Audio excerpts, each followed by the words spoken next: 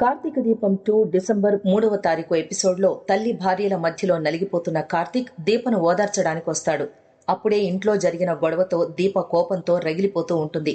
మామయ్య గారికి అత్తయ్యని ఎలా దారిలోకి తెచ్చుకోవాలో తెలియక శివనారాయణ గారింట్లో జరిగిన గొడవని తీసుకొచ్చారు అని అంటుంది దీప. ఇన్ని అర్థం చేసుకున్న దానివి ఇంట్లో గొడవలేంటి అని అడుగుతాడు కార్తీక్. మనం గొడవ పడకపోతే అత్తయ్య అడిగిన ప్రశ్నకి సమాధానం లేదు అని అంటుంది దీప. దాంతో భార్యను హత్తుకుంటాడు కార్తీక్. కాంచనకు పారిజాతం ఫోన్ చేసి శౌర్య నీ రక్తం కాదు, దాన్ని ఏ అనాథ శరణాలయంలోనే చేర్పించండి అని అంటుంది. పారిజాతం మాటలతో కాంచన ఆలోచనలో పడుతుంది. తనకు సున్నుండలు పెట్టలేదని కాంచన మీద అలిగిన శౌర్య తన అమ్మా నాన్నల దగ్గర పడుకుంటుంది. నిద్రలో శౌర్య కాలు పొరపాటున దీప కడుపుకు తగలడంతో ఆమె నొప్పితో విలువెల్లాడిపోతుంది. ఆ ఏడుపు విన్న కాంచన ఏం జరిగిందోనని కంగారుగా తలుపు తడుతుంది. నాకు నొప్పి తగ్గిపోయింది అని దీప పంటి బిగున భరిస్తుంది. కానీ ఆ మాటలతో కాంచనకు అనుమానం వస్తుంది. కార్తీక్ ఎంత చెప్తున్నా ఆస్పత్రికి వెళ్లడానికి దీప ఒప్పుకోదు. నీ గుండెల మీద పడుకుంటాను, నొప్పి తగ్గిపోతుందిలే బావా అని అంటుంది దీప. భార్య పరిస్థితిని చూసి కార్తీక్ కంటతడి పెడతాడు. ఇదంతా గత ఎపిసోడ్ లో హైలైట్ గా జరిగింది. ఇక 531వ ఎపిసోడ్ లో ఏం జరిగిందో చూద్దాం. కార్తీక్ దీపలు డ్యూటీకి రాకపోవడంతో వాళ్లపై మండిపడుతుంది పారిజాతం. దీప ఒట్టి మనిషి కాదని కొంచెం అర్థం చేసుకోమని క్లాస్ పీకుతాడు శివనారాయణ. మనం కొట్టించిన పెట్రోల్ తో వాళ్ళు రోడ్ల మీద తిరుగుతూ ఉంటారు అంటూ నానా మాటలు అంటుంది పారు. దాంతో నేనిప్పుడే కార్తీక్ కి ఫోన్ చేసి కనుక్కుంటాను అంటాడు శివనారాయణ. కానీ కార్తీక్ మాత్రం ఫోన్ లిఫ్ట్ చేయడు. దాంతో కాంచనకు ఫోన్ చేస్తాడు. రాత్రి వాళ్ళు త్వరగా పడుకోలేదు, దీపకి కడుపులో నొప్పొచ్చింది అని కాంచన చెప్పడంతో శివనారాయణ బాధపడతాడు. వెంటనే సుమిత్రను తీసుకుని కాంచన ఇంటికి వెళదామని పారుతో చెప్పి కంగారుగా బయలుదేరతాడు. దీప కడుపు పోయిందని పారు సంబరాలు చేసుకుంటుంది. స్కూల్ కి రెడీ అవ్వకుండా శౌర్య ఇంట్లో గోలు చేస్తూ ఉంటుంది. అనసూయ తనకు జడ సరిగా వేయలేదని అమ్మతో వేయించుకుందామని అనుకుంటే మమ్మీ ఇంకా లేవలేదని అంటుంది శౌర్య. దాంతో నేను జడ వేస్తాను అని అంటుంది కాంచన. ఆలస్యంగా నిద్రలేచిన కార్తీక్ కి డ్యూటీ ఆలస్యం కావడంతో టెన్షన్ పడుతూ ఉంటాడు.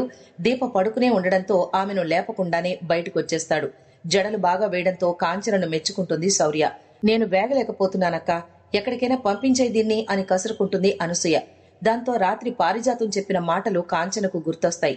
ఇంతలో శివనారాయణ, పారిజాతం, సుమిత్ర డాక్టర్ని తీసుకుని రావడంతో కాంచన, కార్తీక్ షాక్ అవుతారు. మేం అడిగే వరకు మీరేం చెప్పరు కదా, మా ఫోన్ కూడా లిఫ్ట్ చేయరు అని మండిపడతాడు శివనారాయణ. ఒకప్పుడు దీపని ఇంట్లో అడుగు పెట్టొద్దన్న మనిషి ఈ రోజు దీప కోసం తాపత్రయపడుతున్నాడని అనసూయ మురిసిపోతుంది. దీప కడుపులో పెరుగుతున్నది నా మనవరాలు కాదు, నా అమ్మ అని నువ్వు నాతో అన్నావు కదా, అమ్మని ఇలాగేనా చూసుకునేది అని కాంచనకు క్లాస్ పీకుతాడు. మేమంతా ఇక్కడే ఉన్నాం కదా, ఏదైనా అయితే ఈ నాన్నతో చెప్పొద్దా అని మండిపడతాడు. ఏది ఏమైనా సరే నువ్వు కోరుకున్నది నీకు దూరం కాకూడదు అని అంటాడు శివనారాయణ. దీపని చూసి మీ అత్త నీకు బాగాలేదని చెప్పింది, నిన్ను చూస్తే నిక్షేపంలా ఉన్నావు అని అంటుంది పారిజాతం. రాత్రి ఏమైనా జరిగిందా, దేన్నైనా గుద్దుకున్నావా అని అడుగుతుంది పారు. రాత్రి ఏం జరిగింది అని డాక్టర్ అడగడంతో దీప నిజం చెప్తుంది. ఆమెకు ఇంజెక్షన్ చేసి దీపకి ఏ ప్రాబ్లం లేదని, బాగానే ఉందని, కాకపోతే ఇకపై మళ్లీ ఇలాంటిది రిపీట్ కాకూడదని సుమిత్రతో చెప్తుంది డాక్టర్. దీపకి ఏం జరిగిందోనని పారిజాతం టెన్షన్ పడ్డంతో కాంచనకు అనుమానం వస్తుంది. రాత్రి శౌర్యను దూరం చేయమని చెప్తోంది, ఇప్పుడేమో దీప గురించి కంగారు పడుతోంది. పిన్ని క్యారెక్టర్ నాకు అర్థం కావడం లేదు అని అనుకుంటుంది. దీపను తీసుకుని డాక్టర్, సుమిత్ర బయటకు వస్తారు. దీపకు ఎలా ఉందని శివనారాయణ అడగగానే బాగానే ఉంది అని అంటుంది డాక్టర్. బాగానే ఉంటే కడుపు నొప్పి ఎందుకు వచ్చింది అని పారిజాతం ఫైర్ అవుతుంది. రాత్రి శౌర్య వీళ్ల పక్కన పడుకుంది, దాని కాలు దీప కడుపుకి తగిలింది అని సుమిత్ర చెప్పడంతో కాంచన, శివనారాయణ షాక్ అవుతారు. మొదటి 4 నెలలు ప్రెగ్నెన్సీ గురించి జాగ్రత్తలు తీసుకోవాలని, శౌర్యకి ఈ బిడ్డకు గ్యాప్ వచ్చింది కాబట్టి ఫిజికల్ గా ప్రాబ్లమ్స్ ఉంటాయని దీపకి క్లాస్ పీకుతుంది డాక్టర్.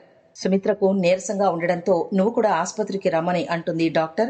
నేను బాగానే ఉన్నాను, నేనెక్కడికి రాను అని తేల్చి చెప్పేస్తుంది సుమిత్ర.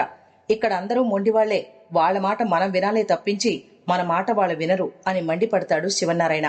రాత్రి దీప కడుపు నొప్పి అనగానే శౌర్య ఏదో చేసుంటుందని నాకు అనుమానం వచ్చింది అని అంటుంది కాంచన. అది కావాలని చేయలేదు, నిద్రలో కాలేసింది అని అంటాడు కార్తీక్. నేను సున్నుండి ఇవ్వలేదని నా మీద అలిగి మీ దగ్గర పడుకుంది అని అంటుంది కాంచన. ఇలాంటి సమయంలోనే పెద్దవాళ్లు తెలివిగా ఆలోచించాలి, పిల్లల్ని దూరంగా ఉంచాల్సిందే అని అంటుంది పారిజాతం. దాన్ని నా వైపు పడుకోబెట్టుకుంటానులే అని కార్తీక్ అనగానే మరీ అంత గారభం చేయాల్సిన అవసరం లేదు అని కాంచన సీరియస్ అవుతుంది.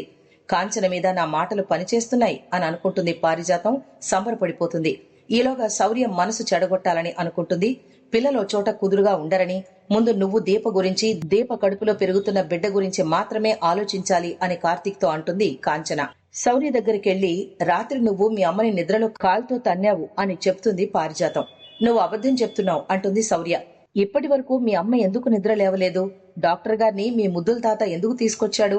నువ్వు కాలుతో తన్నడం వల్ల మీ అమ్మకు నొప్పొచ్చింది, అది చెక్ చేయడానికే డాక్టర్ గారు వచ్చారు అనంటుంది పారిజాతం. ఆ మాటలతో శౌర్య కంగారు పడుతుంది. నిన్నీ రోజు నుంచి మీ అమ్మ నాన్న దగ్గర పడుకోనివ్వరు అనంటుంది పారిజాతం. నానమ్మ నాకు సున్నుండలు పెట్టలేదు, అందుకే అమ్మ దగ్గర పడుకున్నాను అంటుంది శౌర్య. మీ నానమ్మ మారిపోయింది. మీ అమ్మకి బిడ్డ పుట్టబోతోంది కదా, మీ నానమ్మ ప్రేమంతా ఆ బిడ్డ మీద ఉంది, అందుకే నీకు సున్నుండలు పెట్టను అని చెప్పింది అంటుంది పారిజాతం. నువ్వు అబద్ధం చెప్తున్నావు అంటూ పారుపై సీరియస్ అవుతుంది శౌర్య. ఆ తర్వాత మీ అమ్మా నాన్నలు కూడా నిన్ను దూరం పెడతారు, సరిగ్గా చూసుకోరు.